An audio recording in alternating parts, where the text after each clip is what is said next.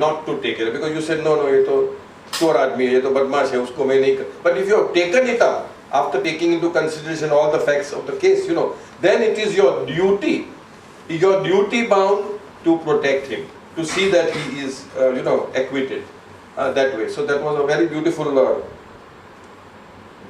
Okay. When religion has become merely a matter of external rituals and ceremonies, it has become a cage for the soul. Nor does it help very much to change from one religion to another. It is like going from one cage to another.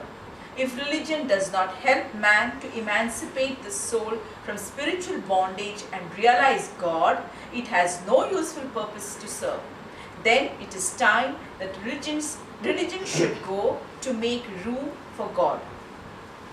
So basically, Baba says if religion has become just an external ritual and ceremonies, it has become a cage for the soul.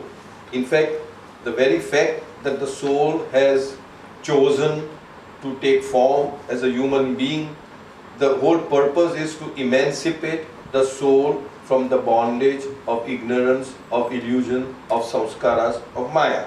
And here you are being put into another cage of religion. So it doesn't serve the purpose, and that is why Baba says then if it doesn't serve any purpose, it is time that religion should go and God should come. Because religion, and most, if you read Baba's, so sweet. I love to run every now and then. Too much. Thanks. Where was I? Religion. That was a word. Baba has said, as I said earlier, religion has to play a role of emancipating human beings from the bondage. The karmakan, or what we call as the shariat, it's called a shariat. All the do's and don'ts and sitting like this and standing like this, it's called a shariat.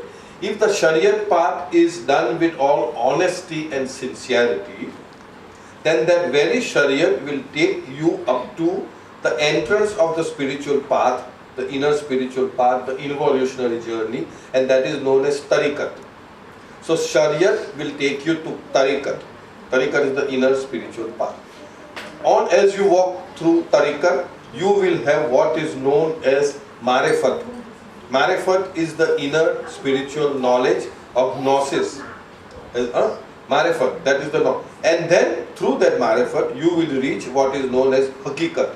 Hakikat means the truth or the reality. So that is the pathway. Shariat, tariqat, marifat, hakikat. Right? Now, unfortunately for most of us, because of the overbearing influence of the priests, the pandits, the dasturs, the padris, the maulvis, and whatever you call it, they have enveloped us in such, I would say, ignorance of fright, that if you move out of this cage, then you will have Jahannam. Jahannam is what? Hell. You will have hell, you will have this. So today religion functions on fright, on fear. You see, whereas God is to be loved. Baba says that love and fear cannot walk hand in hand, cannot go together, cannot coexist. God is to be loved and not to be feared. And most of the religions work on fear. I remember once, this is 1920s ki baat hai, when one of the person following an Islamic tradition, he was with Baba, he liked Baba, but somehow he got influenced with some Maulvi, and then he said, no, if I follow Meher Baba, then I will not go to heaven.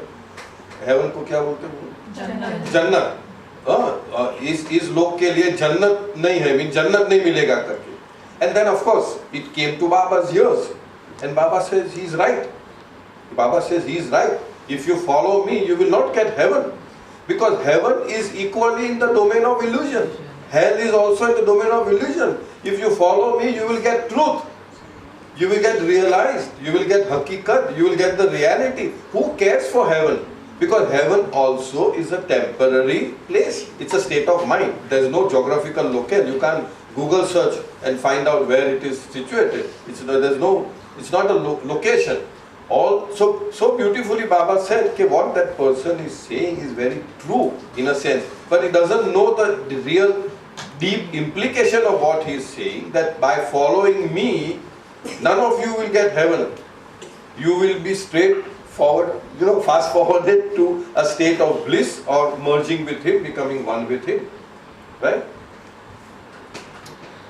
Question. Which religion did Baba belong to? Answer. Baba, I belong to no religion. Every religion belongs to me. My own personal religion is of my being the ancient, infinite one, and the religion I teach to all is of love for God, which is the crux of all religions. That we have done it before, so that is what Baba so beautifully explained. Question. Nowadays we hear a lot about healing, especially spiritual healing. What has Baba got to say about that? Answer. Real healing is spiritual healing, whereby the soul, becoming free from desires, doubts and hallucinations, enjoys the eternal bliss of God. Untimely physical healing might retard the spiritual healing. If borne willingly, physical and mental suffering can make one worthy of receiving spiritual healing. Consider mental and physical suffering as gifts from God, which, if accepted gracefully, lead to everlasting happiness. However, this... We've got lots of healers here. Yeah, I want to know about this. I would really like you to talk on this. Yeah. It's really, in a sense, high funda. Yeah. That doesn't mean that those who are doing should not continue to do or something like this. Baba says, because when we say healing, what are we healing?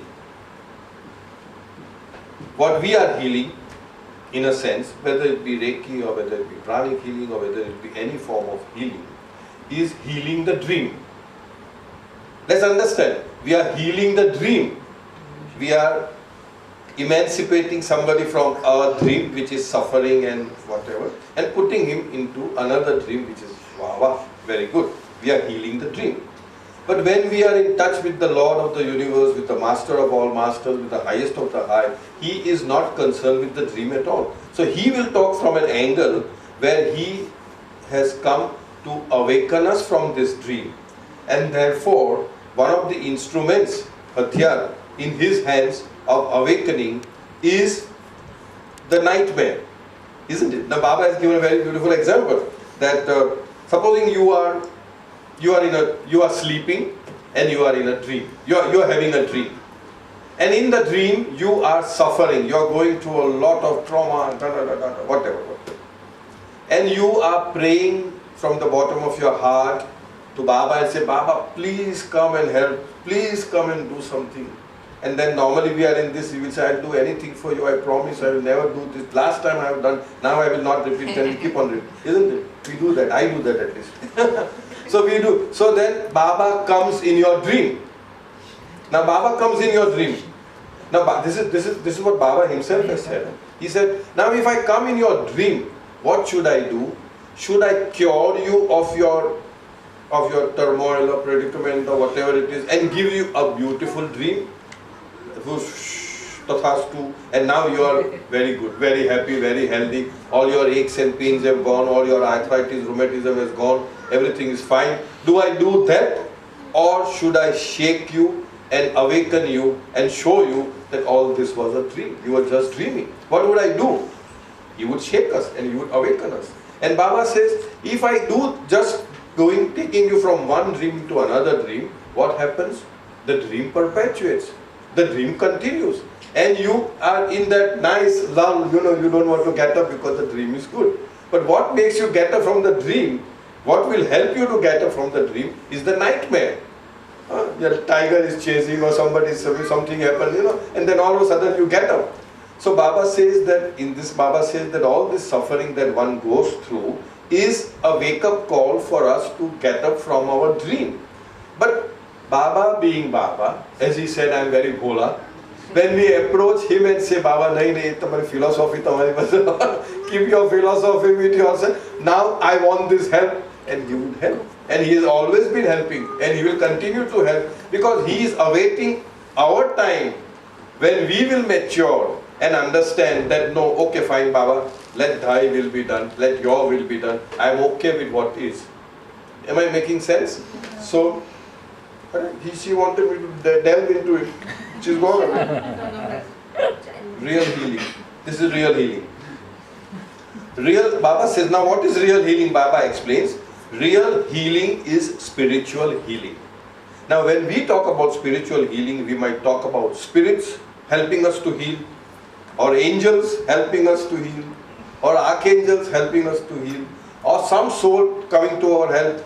All said and done, there is nothing, I mean, we are not telling anything. What we are trying to focus on is what Baba is telling, right? So Baba says real healing is spiritual healing, whereby the soul, now what is spiritual healing? Baba is explaining, whereby the soul becoming free from desires. Spiritual healing is becoming free from desires. Spiritual healing is becoming free from doubts. Spiritual healing is becoming free from hallucinations and enjoying the eternal bliss of God. So coming back to this, real healing is spiritual healing, whereby the soul becoming free from desires, doubts and hallucinations enjoys the eternal bliss of God. Untimely physical healing might retard spiritual healing. That is perhaps one of the reasons why those who are into healing should be approached by the person that I need help. And you need not, or any one of us need not just, oh, that fellow is supposed to be not, come, I'll help you. We are not supposed to, do this. So here Baba says that untimely physical healing might retard the spiritual healing. If born willingly, that means suffering, physical and mental suffering can make one worthy of receiving spiritual healing. Consider mental and physical sufferings as gifts from God, which, if accepted gracefully, lead to everlasting happiness. I think last time we had done, and we repeat. First of all, we must understand, God is so management guru, Maha management guru, MMG, that he doesn't want to bother with all the jhamela. He has instituted a law which is known as the law of karma, law of cause and effect. As you sow, so shall you reap. And it is immaculate, it is perfect, it has no error, it has no loopholes like other income tax law, wealth tax law, this, that. Then you can navigate your way out through some loopholes, but here there is no loophole. It is perfect. It works absolutely precisely, perfect precision, number one. So he doesn't have to bother. And therefore, another thought process is that you never get punished for your deeds, but you always get punished by your deeds. Automatic. It is automatic. He doesn't have to break his head कि उनको ये justice देना है, वो justice देना है, ये करना है, वो करना है. It is all automatically done by default. So you never get punished for your deeds, because for would mean that he would be sitting on the judgment seat. Okay, ऐसा किया, ऐसा करो, ऐसा करो. Nothing. Smart guy. He's just put the law, and the law operates automatically. Number two. Number three. Anything that any soul experiences, the correct version should be any consciousness of the soul experience, because soul never experiences anything. Soul is absolutely must. It is only the consciousness of the soul that experiences everything. So any experience that the consciousness of the soul experiences is nothing but the effect of a cause which we have sown sometime in the past. In other words, it is a result, it is the fruits of what we have already sown. Now this is how step by step